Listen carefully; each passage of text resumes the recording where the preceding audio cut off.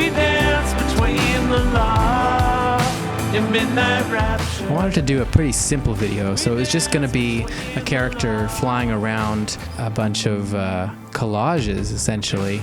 And so I started sourcing a whole bunch of classical architecture pictures, but I just couldn't get the aesthetic that I wanted. Scrapped that idea and just went with something really simple. Just simple shapes that look like pieces of paper with watercolor on them. Multiple layers of that. Just did some tests and the aesthetic was really pleasing. So then was the design phase and just designed a whole bunch of interesting looking plants and stuff that you would find in Yellow Submarine, and ended up with these really cool sort of nonsensical scenes.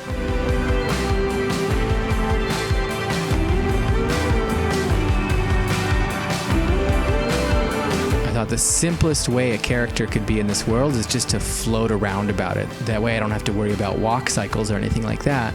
And I was gonna do all the flying, so I had to teach myself how to fly. And after some trial and error, it seemed like just building a paper puppet was a much easier way to get someone to fly around. And then it needed a head, and I wanted the head to be able to rotate, so that actually had to be a 3D object. And so Callie built a head out of clay. She ended up using moss for hair, which looks kind of silly, but it worked fine for the mat that we needed. We combined the mats for the body and the head. We filled it with this swirly, starry pattern. To make that, I just took a flashlight, threw the camera out of focus, and just waved the flashlight around. And then I just took that and duplicated it a bunch and added some radial symmetry and just kept adding more and more lights and just stuck it inside the mat. Now our puppet could flail but not really move around, so I soon discovered that it was too hard to get motion with any life to it by just doing it in the computer. So I held up a little piece of paper with tracking markers and moved that around, and it just gave it so much more life.